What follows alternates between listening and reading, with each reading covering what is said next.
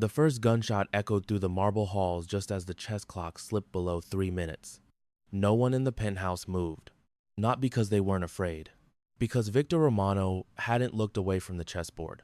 Rain hammered against the floor-to-ceiling windows overlooking Lake Geneva. Beyond the glass, lightning carved pale veins across the sky before disappearing into another wave of darkness. Inside, the only sound was the ticking of the digital chess clock and the distant bursts of automatic gunfire somewhere below. One of Viktor's security captains burst through the steel doors, breathing hard. "Boss." No response. "The west entrance has been breached." Still nothing. The man hesitated, his boots crunching across shattered glass that had blown in through a cracked window moments earlier. He had followed Viktor Romano for nearly 12 years. He had seen him negotiate peace between families that had been killing each other for generations. He had watched him order executions without raising his voice. He had never seen him ignore a firefight. Viktor's gray eyes remained fixed on the screen. A white knight rested in the center of the board. One move. Just one impossible move. His anonymous opponent had found it again. A sacrifice so elegant that even the world's strongest grandmasters would have missed it under pressure. His fingers hovered over the mouse. Then, without the slightest change in expression, he clicked one button. Resign. The game ended instantly. Across the screen, the victory animation appeared.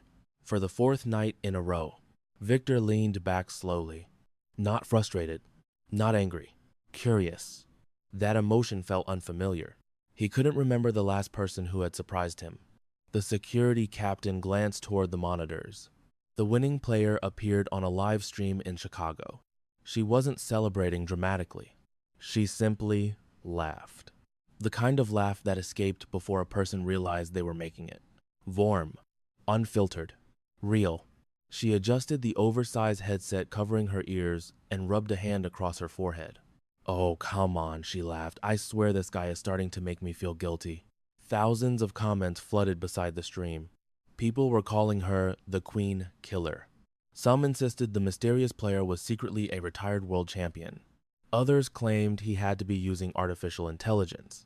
Emily Carter ignored all of them. She always did. "I honestly think he's letting me win," she said, smiling as she reset the digital board. "No one this strong makes mistakes like that." She replayed the final sequence. The knight sacrifice wasn't actually the winning move. She clicked backward 3 moves. It started here. Her cursor circled a harmless-looking pawn. Most people see this as a defensive move. She smiled. But it's actually setting a trap. She leaned closer to the camera. "You're not attacking the king. You're attacking the player's ego." In Geneva, Viktor's eyebrows lifted almost imperceptibly. Interesting. She understood psychological chess. Not just position. People. Very few players ever reached that level. Fewer still explained it naturally. She wasn't showing off. She genuinely wanted everyone watching to understand why beauty existed inside 64 squares. That was what caught his attention. Not the victories. Yeah, mind. Downstairs, another explosion shook the building. One of the chandeliers trembled. Marco De Luca stepped quietly into the room. "The Moretti team is retreating." No answer. "We've secured the lower floors." Silence. 12 confirmed dead. Still nothing. Marco followed Viktor's gaze until he found the live stream. The young woman was answering questions from viewers while absent-mindedly twirling a loose strand of brown hair around one finger. She wore an oversized gray hoodie that looked at least 2 sizes too large. No designer clothes. No expensive jewelry. No makeup prepared for millions of viewers. She looked comfortable, authentic. She smiled every time someone new subscribed. She thanked people individually. She even apologized after accidentally interrupting one viewer's comment. Marco cleared his throat. "Boss?" Viktor spoke without taking his eyes off the screen. Did she hesitate? Marco frowned. "About what?" "The knight." He replayed the final position again. "Move 27. Marco studied the sequence. "No." Viktor nodded once. "I didn't think so." Another silence settled over the room.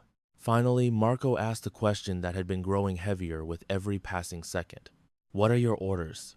Viktor stood.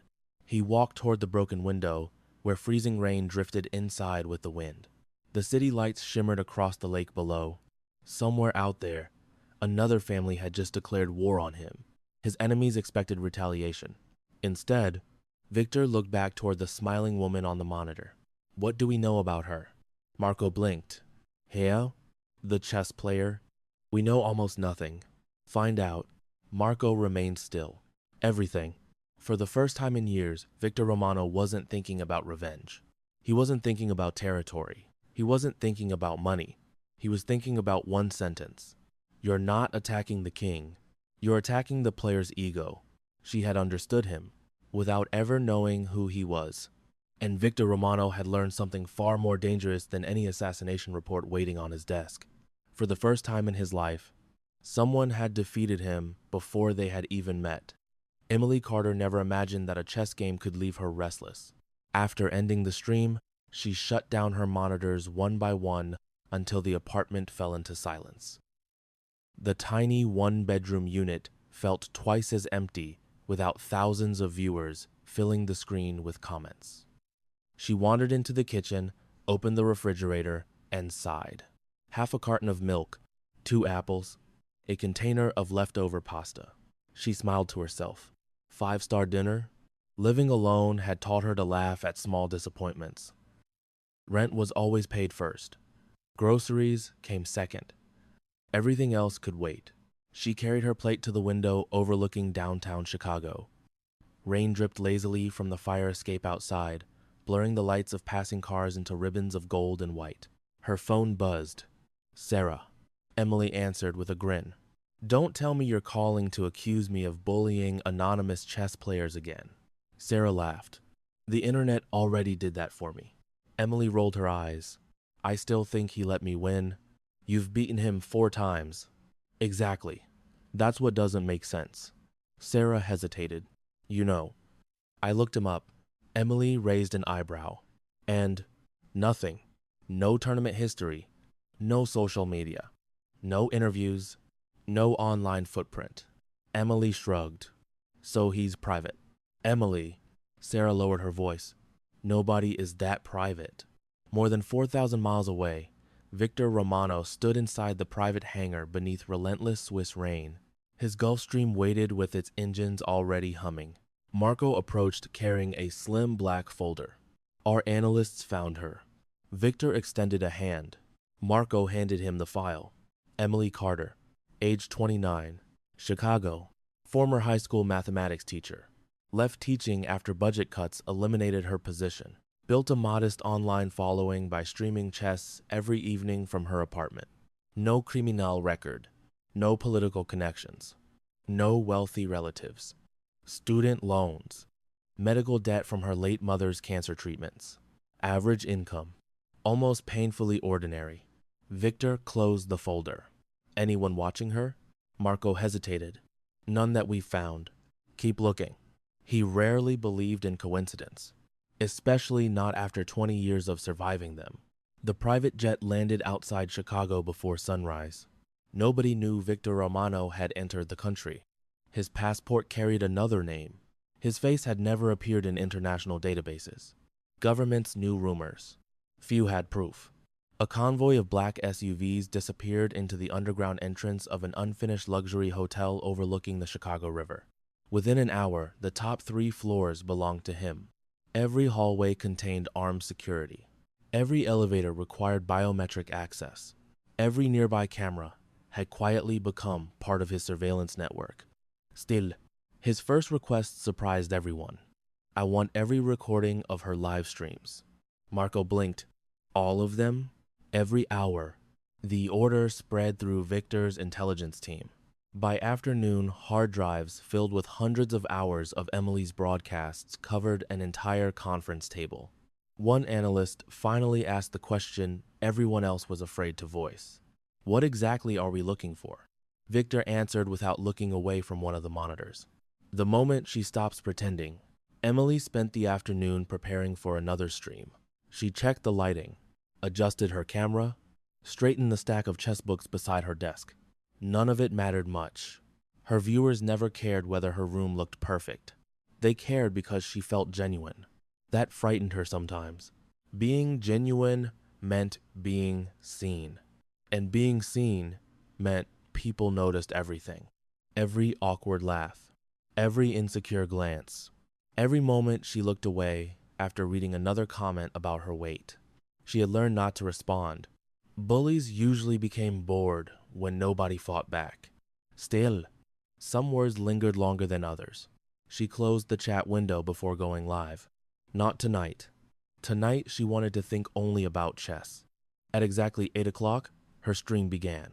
Within minutes, thousands of viewers poured into the broadcast. Good evening, everyone. She smiled warmly. I've been studying something strange all day. The chat immediately exploded. Not him, she laughed. Well, actually, she pulled up the replay of her final game against Black King X. I think my mysterious opponent has a habit. She highlighted several positions. He sacrifices pieces that don't need to be sacrificed. Not because they're bad moves, because they reveal something. She paused. They tell me what kind of person I'm playing. Viewers filled the screen with guesses. Emily leaned forward. Most people use chess to hide. I think. She searched for the right words. I think this person uses chess to tell the truth.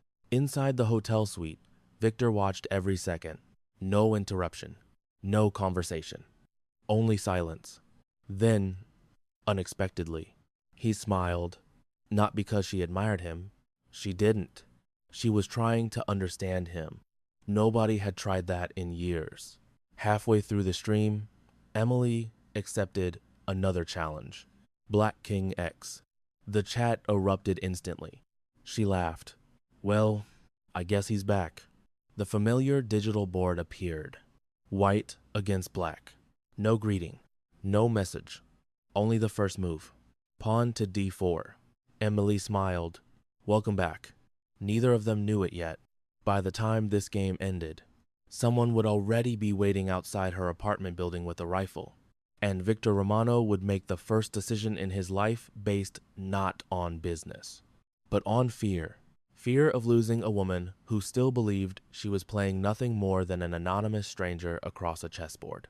Emily didn't notice the black SUV parked across the street. She couldn't. The curtains were drawn, her headphones muted the city outside, and 80,000 viewers filled the chat with theories about Black King X before the game had even begun. She smiled at the camera. Looks like our mystery player wants another rematch. The familiar chessboard appeared on the screen.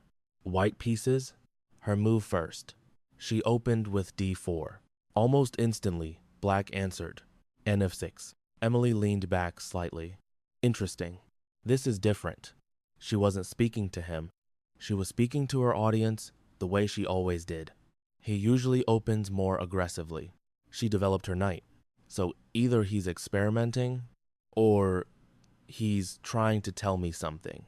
22 floors above the Chicago River, Viktor Romano watched her from the private conference room inside his temporary headquarters. 4 monitors displayed the live stream. One displayed the chessboard alone. Another showed live satellite surveillance around Emily's apartment building. Marco stood silently behind him. The perimeter is clean. Viktor didn't answer. His attention never left Emily's face.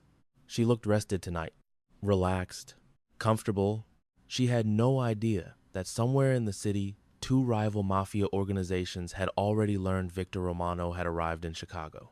And neither organization understood why. That frightened Viktor more than he admitted. Questions created investigations. Investigations created mistakes. Mistakes got innocent people killed. Move 12. Emily frowned. That's strange. She replayed the last 3 moves in her head. He just gave up his bishop. The chat immediately erupted. He blundered. No. Emily shook her head. He never blunders. She stared at the position. If he sacrificed his bishop, then he's trying to open this diagonal. She followed the line across the board, which means her smile slowly disappeared. No. She zoomed into the board. He's forcing my queen away. Another pause. Then something clicked. Emily looked directly into the camera. Wait, if I take this, my king becomes exposed. She sat silently for several seconds. I don't think he's attacking my king. I think he's showing me where the attack is coming from. Viktor's fingers stopped moving. She had seen it. Not just the tactic, the intention behind it. Very few players ever reached that conclusion. Marco watched Viktor carefully. You planned that? Viktor nodded once. She notices patterns, but she's never been tested outside the board. Across the Atlantic, another man was watching the same live stream. Damiano Moretti sat inside a candlelit villa overlooking Lake Como. Unlike Viktor, Damiano enjoyed watching people suffer. He smiled lazily as Emily analyzed the position. She's clever. One of his advisors stepped closer. Our surveillance confirms Romano entered Chicago yesterday. Damiano's smile widened. And today, he looked back at Emily. He's playing chess. Find out why. The game continued. Emily slowly gained the advantage. Again, her viewers celebrated every tactical sequence. She barely noticed them now. Something felt different tonight. Black King X wasn't trying to win. He was communicating. Every sacrifice, every exchange, every quiet move carried purpose. It felt less like competition and more like a conversation spoken in 64 squares. She whispered almost unconsciously, "What are you trying to tell me?" Outside her apartment building, rain began falling. A man stepped out of a dark sedan. He wore a maintenance uniform, carried a toolbox, walked with practiced confidence. Nobody looked twice. Inside the toolbox was a suppressed sniper rifle disassembled into 7 pieces. He entered the neighboring building without speaking to anyone. 3 miles away, Viktor's security operations room suddenly came alive. One analyst looked up from his monitor. Movement. Marco crossed the room. What kind? Unknown male. Entered building 7. Roof access. Marco's expression hardened. He immediately looked toward Viktor. The Mafia Boss was already standing. Confirm. The analyst enlarged the satellite feed. The man reached the rooftop, removed the toolbox, began assembling something. Metal, long barrel, scope. Silence filled the room. Marco didn't need confirmation anymore. It's a rifle. Emily laughed softly after winning another pawn. I don't know what happened to him tonight. She looked into the camera. He's distracted. If only she knew. The rifle locked into place. The assassin adjusted the suppressor, then slowly aimed across the street, directly toward Emily's apartment window. Viktor watched the satellite image. His heartbeat never changed. His face revealed nothing, only his voice. Cold, controlled. Distance? 400 meters. Wind? 7 miles per hour. Estimated shot? 40 seconds. Marco reached for his radio. I'll send Team Alpha. Viktor stopped him. They're too far. We won't make it. Another analyst spoke. Police? No. Too slow. The countdown continued. 32 seconds. Emily reached for her coffee, still smiling, still explaining why exchanging queens simplified the position. She never saw the tiny red reflection that briefly danced across the edge of her bookshelf. The laser disappeared almost immediately. 28 seconds. Viktor made a decision, one he had never made before. Bring me the phone. Marcus Terid. The encrypted line? Now. The secure satellite phone landed in Viktor's hand. He pressed a single number, the only number he had, not Emily's.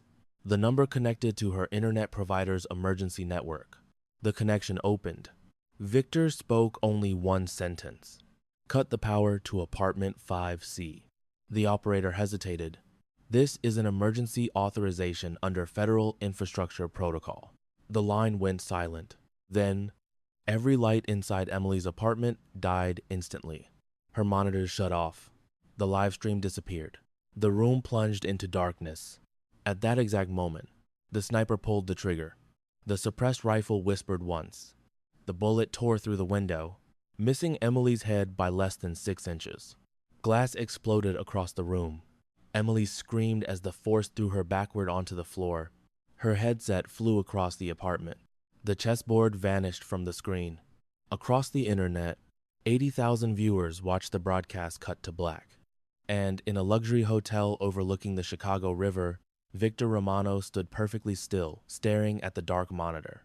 For the first time in nearly 20 years, the most feared mafia boss in Europe realized something that terrified him more than any rival family ever had.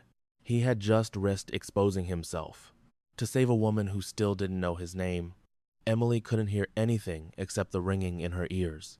For several endless seconds, she remained curled on the hardwood floor, one arm shielding her head as shattered glass continued to rain across the apartment. The smell of concrete dust drifted through the darkness, mixing with the cold air pouring in from the ruined window. Her heart pounded so violently she could barely breathe. She forced herself to lift her head. The room looked as though a bomb had exploded. Her computer monitors were black. The streaming lights lay broken across the floor. Tiny fragments of glass glittered under flashes of distant lightning. Then she saw it, a single, perfectly round hole in the wall behind her gaming chair.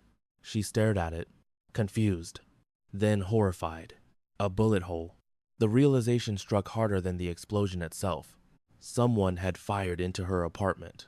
Across the city, the sniper calmly disassembled his rifle. The mission had failed. He never panicked. Professionals didn't. He placed each component back into the toolbox with practiced precision before disappearing through the rooftop access door. He never noticed another pair of eyes watching him. Half a block away, hidden inside an unmarked delivery van, Victor's surveillance team had already captured his face from 3 separate angles. Marco removed his headset. "We have him." Victor's eyes never left the security feed. "Alive?" Marco nodded. "You want answers. I want the man who hired him." Chicago police arrived within 7 minutes. Red and blue lights painted the apartment building, while frightened neighbors crowded the sidewalks below. Emily sat wrapped in a gray blanket inside the hallway as paramedics checked her for injuries. "You were very lucky," one officer said quietly. She looked at him. "Lucky?" He pointed toward the destroyed gaming chair. "The shot would have hit your head." Emily followed his finger. The bullet had passed exactly where she had been sitting less than a second earlier. She swallowed hard. Her voice trembled. "I don't understand." The detective crouched beside her. "Do you know anyone who'd want to hurt you?" She laughed once. Not because anything was funny, because the question felt impossible. "I teach chess online. I pay my taxes. I barely leave this apartment. I don't even have an ex-boyfriend dramatic enough for this." The detective studied her face. He believed her. That somehow made the situation worse. 2 blocks away, inside the temporary Romano headquarters, Victor watched the live police footage through hacked city cameras. Emily looked exhausted, terrified. Yet she wasn't crying. She kept answering every question calmly, methodically, trying to understand something that had no logical explanation. He admired that. Fear usually revealed who people truly were. Emily became quieter, more observant, not hysterical. She searched for patterns. Just as she did on a chessboard, Marco entered, carrying a tablet. Our facial recognition identified the shooter. Victor accepted it. Name: Lukas Novak, former Serbian military, freelance contract killer, connected to 6 political assassinations across Europe. No surviving family, no permanent address, professional, expensive. Victor read the final page. Payment routed through 3 shell companies. The trail ended in Montenegro. He closed the file. "No." Marco frowned. "No? That's where they wanted us to stop looking." He reopened the financial records. One transaction immediately caught his attention. A tiny payment, almost invisible among millions of dollars, made 48 hours earlier. Chicago, a private aviation fuel company. Marco leaned closer. "You think they're already here?" Emily wasn't allowed back into her apartment until nearly 4 in the morning. Police photographers were still documenting evidence. Most of her equipment had been destroyed.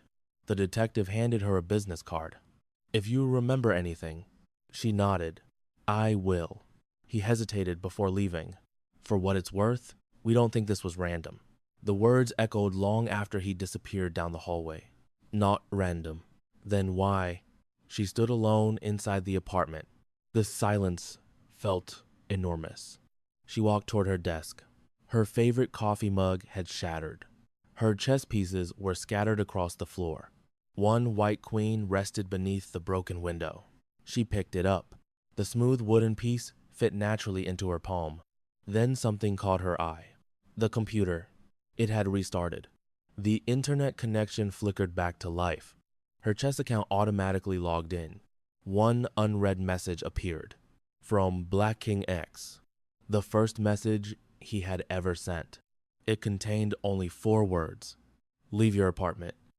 Now, Emily froze. Her pulse accelerated. The message timestamp read, 2 minutes before the shooting. She stared at the screen. Impossible. How could he have known? Her fingers hovered above the keyboard. She typed, "Who are you?" The typing indicator appeared almost instantly, then disappeared. Nothing. No reply. Only silence. Viktor watched the encrypted conversation through a secure terminal. He had expected the question. He simply couldn't answer it. Not yet, because the moment Emily learned who he truly was, her life would become even more dangerous. He closed the chat window. Prepare the safe house. Marco looked up. You think she'll accept protection? No. Then why prepare it? Viktor walked toward the panoramic window overlooking the sleeping city. Because she won't have a choice. At sunrise, the news exploded across Chicago. Popular chess streamer survives assassination attempt. Television crews surrounded the apartment building. Social media filled with conspiracy theories. Most blamed a deranged viewer. Others claimed it was a publicity stunt. Emily ignored all of it. She hadn't slept. Instead, she replayed the final chess game over and over. Move by move. Position by position. Then she stopped. Move 12. The bishop sacrifice. She narrowed her eyes. Something felt different now. She reset the board. Played the sequence again. The diagonal opened. The attack became visible. Except, it wasn't attacking the king. It was attacking a square behind the king. A blind spot. She slowly traced the line with one finger. Her breathing became shallow. No, she whispered to herself. It wasn't a chess lesson. It was a warning. A cold chill spread through her body. She hurried back to her computer. Opened every previous game against Black King X. Hundreds of moves. Hundreds of sacrifices. Patterns she had never noticed before. They weren't random. Every game contained symbols, coordinates, shapes, hidden messages disguised as chess strategy. Someone had been trying to communicate with her for months. Not as a player, as a protector. Emily leaned back in disbelief. One terrifying question filled her mind. If the mysterious man behind Black King X had known she was in danger, then who was he? And more importantly, who was hunting them both? Emily didn't move for almost a full minute. The apartment had grown eerily quiet again. Police officers had finished collecting evidence. The reporters outside were slowly packing up their cameras, convinced there was nothing left to film. But Emily barely noticed. Her eyes remained fixed on the chessboard displayed across her monitor. She replayed every game she had ever played against Black King X. Move after move. Sacrifice after sacrifice. Patterns that had once looked artistic suddenly felt deliberate. Not strategies. Warnings. Message. Somebody had been trying to teach her how to recognize danger. Her phone buzzed. Sarah. Emily answered immediately. I'm coming over, Sarah said before Emily could speak. You shouldn't be alone. I'll be okay. No, you won't. Sarah's voice cracked. I saw the news. I thought... She couldn't finish the sentence. Emily closed her eyes. So did I. 40 minutes later, Sarah arrived carrying 2 bags of groceries and a blanket. She wrapped Emily in a tight hug. Neither of them spoke for several seconds. Finally, Sarah stepped back. Tell me everything. Emily hesitated. She almost mentioned the anonymous message. She almost admitted that someone online had warned her minutes before the bullet shattered her window. Instead, she simply shook her head. I don't know anything. It was the first lie she had told her best friend in years. And somehow, it already felt dangerous. Across Chicago, Viktor Romano stood inside the operations room of the Romano safe house. A wall of monitors displayed every entrance surrounding Emily's apartment building. Traffic cameras, private security feeds, satellite imagery. His people had quietly built a surveillance net around one woman in less than 8 hours. Marco entered carrying another intelligence report. We've identified the sniper's escape route. Viktor looked up, and he abandoned his vehicle. No fingerprints, no DNA, no electronics. Professional. Viktor wasn't surprised. Lucas Novak had survived because someone equally experienced had planned the operation. That meant one thing. This had never been about Emily. She had simply become a variable inside someone else's strategy. The question was, whose? Marco placed another photograph on the table. This arrived 10 minutes ago. It showed a luxury hotel rooftop taken through a telephoto lens. Viktor recognized it instantly. His own temporary headquarters. Someone had photographed him. From less than 600 yards away, Marco spoke quietly. They know you're in Chicago. Silence filled the room. That changed everything. Viktor walked toward the panoramic window overlooking the city. The Moretti family had spent years trying to discover his movements. Now they knew exactly where he was, which meant someone inside his own organization had talked. He hated betrayal more than violence. Violence followed rules. Betrayal destroyed them. Emily finally managed to fall asleep just after sunrise. It lasted less than an hour. The nightmare came quickly. She found herself sitting across another chessboard. Black pieces, white pieces, everything silent. She couldn't see her opponent. Only gloved hands moving the pieces. A bishop slid across the board. Then, a queen. Then, every white piece slowly fell onto its side by itself, one after another, until only her king remained. A calm male voice echoed through the darkness. You've been looking at the wrong side of the board. Emily woke with a gasp. Her heart hammered inside her chest. She looked toward the digital clock. Delapan 12 M. Too vivid, too real. She rubbed her face before walking toward the kitchen. The apartment still smelled faintly of broken concrete. As she passed the shattered window, something caught her eye. Across the street, inside an office building, a man stood perfectly still beside a window. Dark coat, no movement, watching. The moment Emily noticed him, he stepped backward into the shadows. Gone. She hurried closer. Nothing. Empty office. Maybe she'd imagined it, but the feeling remained. Someone was watching. She decided to leave the apartment, just for coffee, just to feel normal again. Sarah insisted on coming. The cafe sat only 3 blocks away. Morning sunlight reflected off rain-soaked sidewalks while downtown slowly returned to life. For the first 10 minutes, everything felt ordinary. People laughed. Cars honked. Baristas called names. Emily almost convinced herself the previous night had been a nightmare. Then she noticed him. A man reading a newspaper near the window. The same dark coat. When she looked directly at him, he lowered the newspaper. Their eyes met. Gray. Cold. Expressionless. Emily froze. Something about him felt familiar. Not because she'd seen him before. Because she had. Every night. Across a chessboard. The man folded the newspaper. Rose calmly. Walked toward the exit. Without looking back. Without speaking.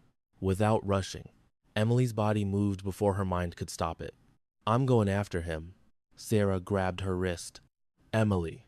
But she was already outside. The crowded sidewalk swallowed the stranger almost immediately. She followed him through pedestrians, taxis, and morning commuters. The distance between them never changed. 30 feet, 20 feet, 10. He turned into a quiet alley. Emily followed. The alley was empty. No footsteps. No doors closing. Nothing. Only a single chess piece resting on the wet pavement. A black knight. She slowly bent down and picked it up. Underneath it lay a folded piece of paper. Only one sentence. Stop looking for Black King X, unless you're ready to lose everyone you love. Emily's hands trembled. Someone behind her spoke, very quietly. You shouldn't have followed him. She spun around. A tall man stood beneath the fire escape. Perfectly tailored charcoal suit. Dark overcoat. Calm gray eyes. The same eyes she had imagined behind thousands of anonymous chess moves. For a long moment, neither of them spoke. The city seemed to disappear. Emily's voice barely escaped. Who are you? The stranger looked at the folded note in her hand before meeting her eyes again. His expression remained unreadable. My name isn't important. It will be. His voice was calm, controlled. The only thing that matters is that you're no longer safe. Before Emily could answer, 3 black SUVs turned into the alley at impossible speed. Doors burst open. Masked gunmen poured out with assault rifles already raised. Victor's expression changed for the first time. Not fear, recognition. He stepped directly in front of Emily, shielding her with his own body. The first burst of gunfire shattered every window along the alley. Emily instinctively grabbed the back of his coat as bullets sparked against the brick walls around them. And in that deafening storm of gunfire, she finally understood one terrifying truth. The anonymous man she had spent months defeating across a chessboard had been standing between her and death all along.